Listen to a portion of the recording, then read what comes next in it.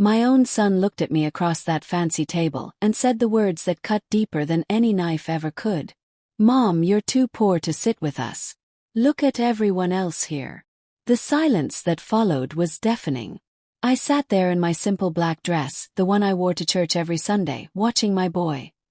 The same boy I once carried on my back to school when he was sick, treat me like I was nothing more than dirt on his expensive shoes.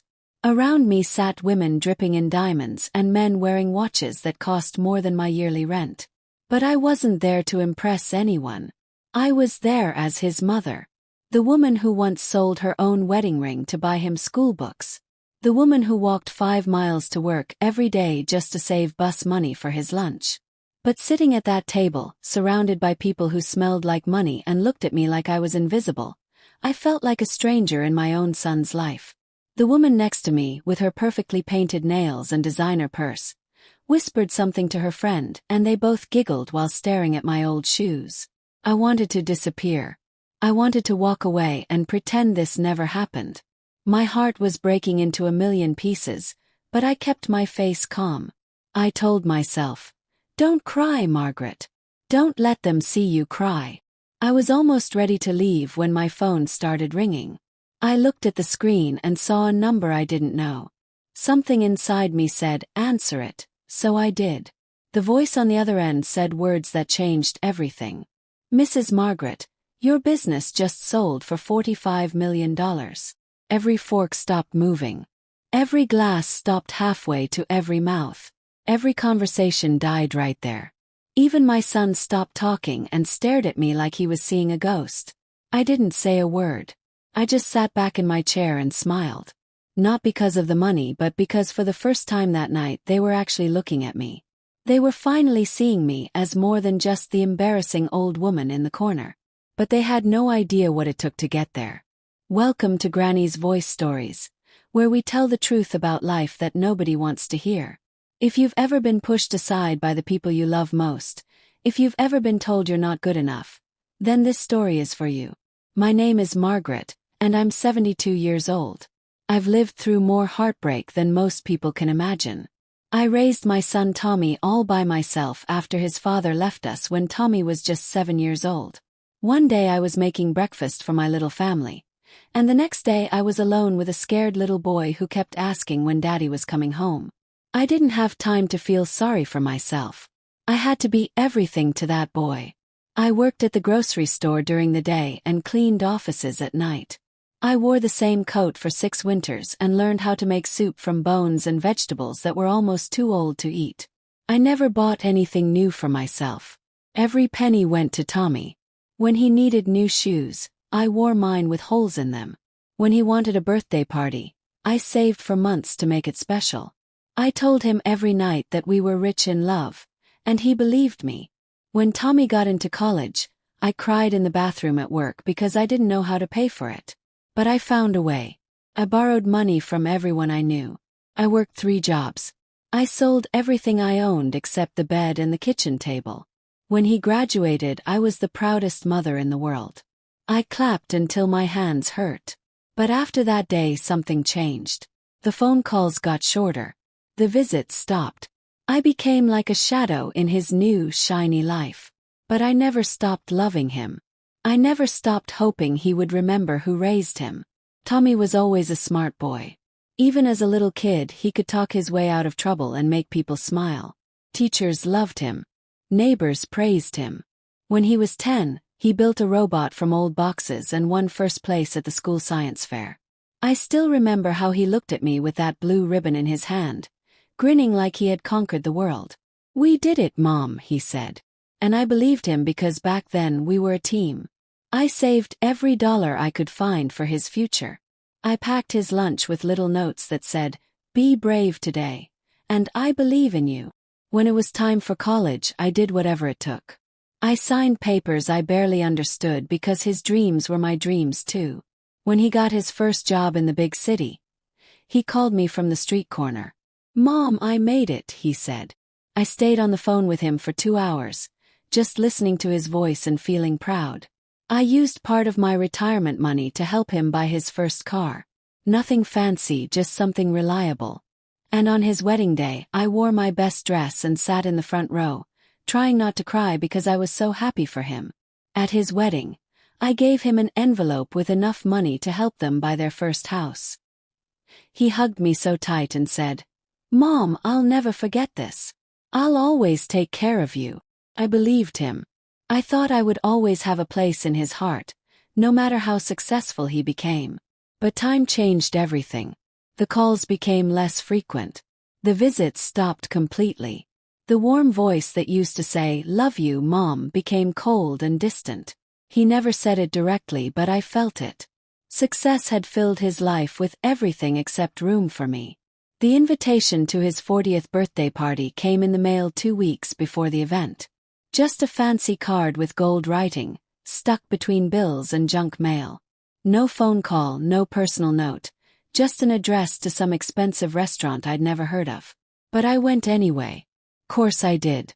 I put on my best dress, navy blue with little flowers, and pressed it the night before. I made him a photo album with pictures from when he was little, with a letter I wrote him years ago but never had the courage to give him. I arrived 15 minutes early, holding my homemade gift and feeling nervous. The restaurant was like something from a movie. Crystal lights everywhere, soft music playing, and the smell of expensive food in the air. Everyone looked rich. The women wore dresses that probably cost more than my car, and the men had watches that sparkled under the lights. I found Tommy near the bar, laughing with some man in a suit.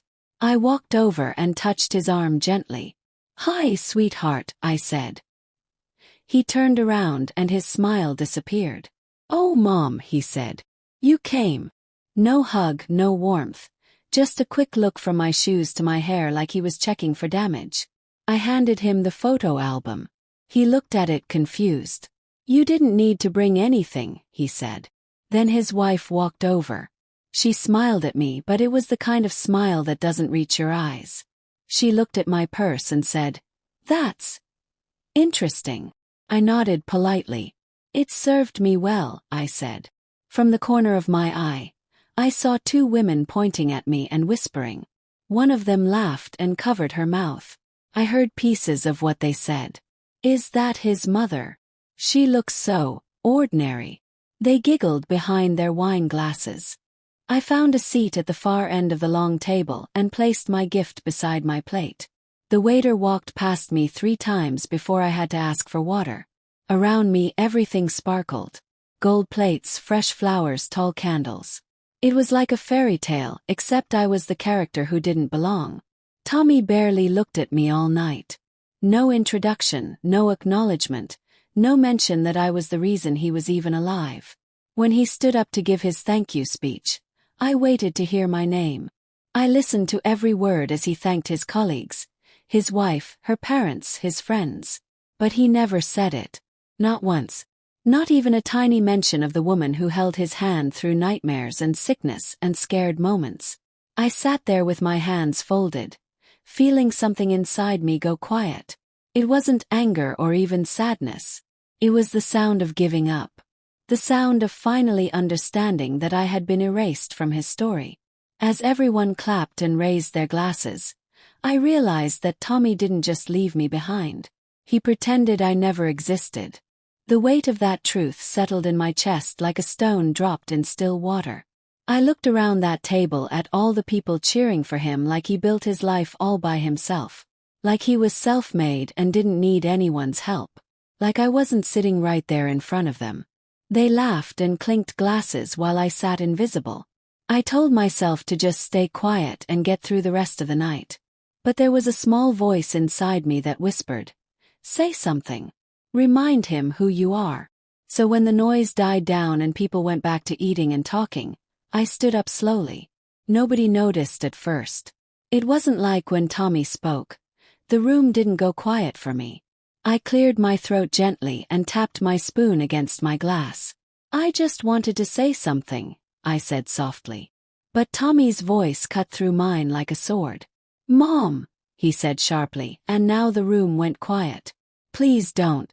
You're embarrassing everyone." Froze. My mouth was still open, my hand still holding the spoon. He didn't stop there. Maybe if you were more like these other women, more put together, you wouldn't always make things so awkward." A few people laughed under their breath. His wife looked away, smiling into her wine glass. I stood there blinking, not believing what I was hearing. This was the same boy I carried when he was sick, the same boy I sang to when he had bad dreams. Now he was standing in front of strangers, acting like I was nothing more than an embarrassment. He turned back to his friends like nothing happened. The conversation started again. Someone finally poured me a glass of water like they felt sorry for me. Then I heard it, soft but clear enough to hurt me. A woman down the table said, "Maybe she should have just stayed home." The man next to her laughed. "You'd think she'd know better by now." And then Tommy, my own son, leaned back in his chair and said the words that broke my heart completely. "She's too poor to sit with us anyway." The laughter got louder, sharp and cold and mean. The kind of laughter that comes from people who think they're better than you. I didn't cry. I didn't yell. I didn't move because something inside me had already broken. And just as I was about to pick up my purse and leave forever, my phone rang. And with that one call, everything changed. The same table that mocked me was about to learn who I really was. I looked at my phone screen.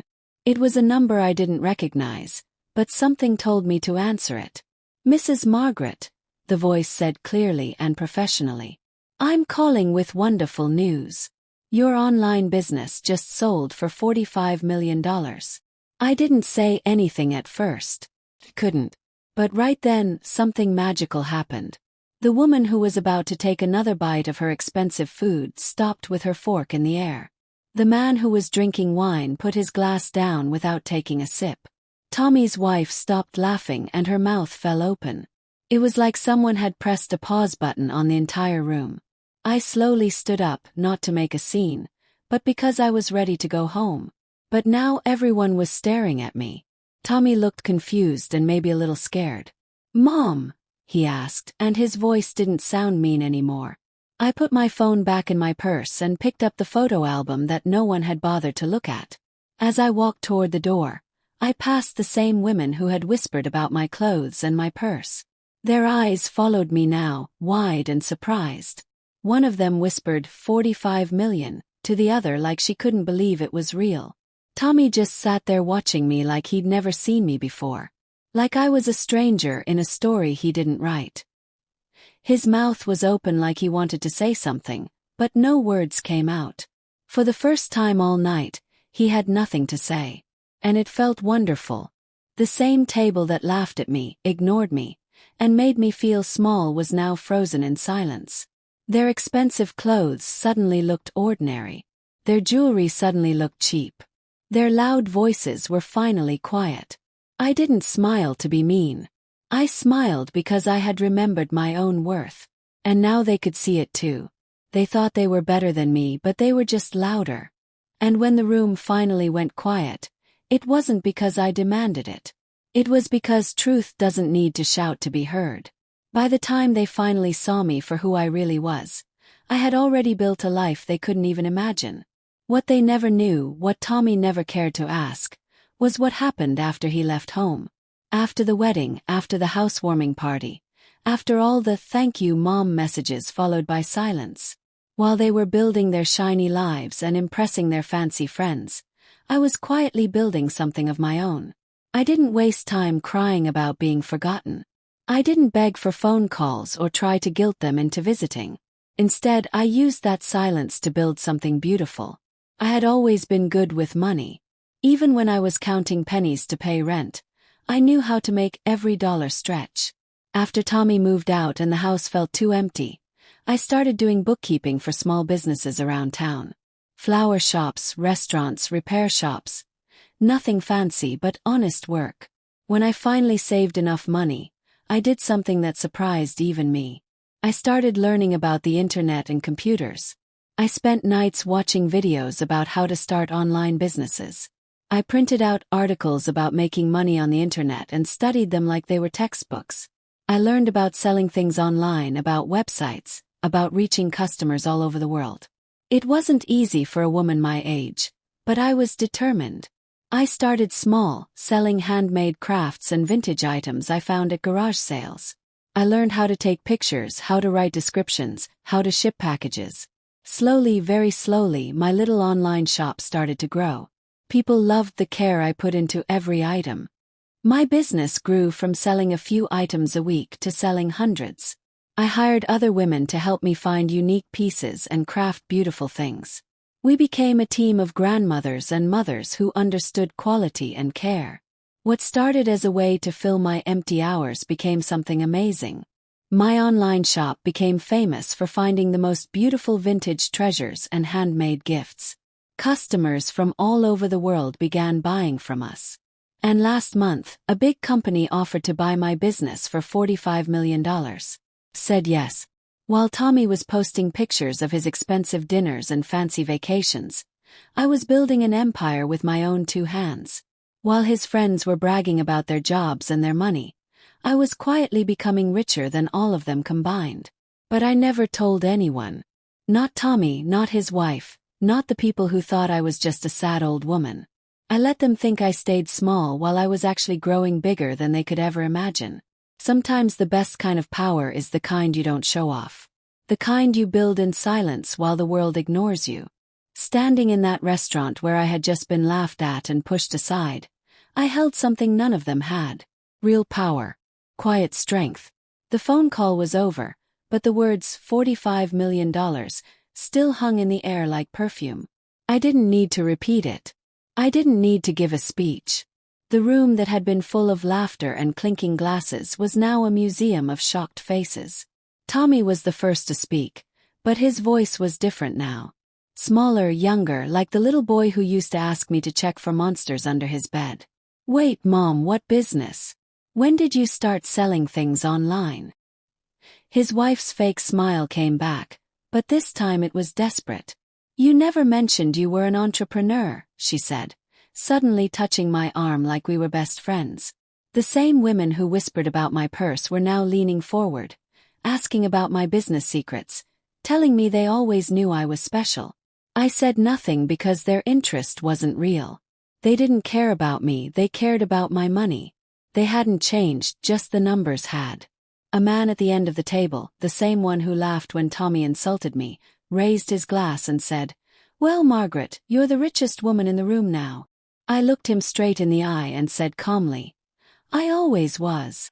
The silence returned, but this time it wasn't the silence of shame. It was the silence of understanding. I picked up my purse, the same thrift store purse they had mocked, and held it with pride.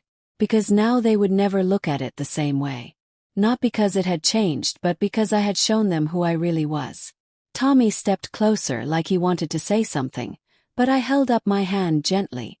Not to silence him, but to say goodbye. I didn't owe them explanations. I didn't owe them my story. Not anymore.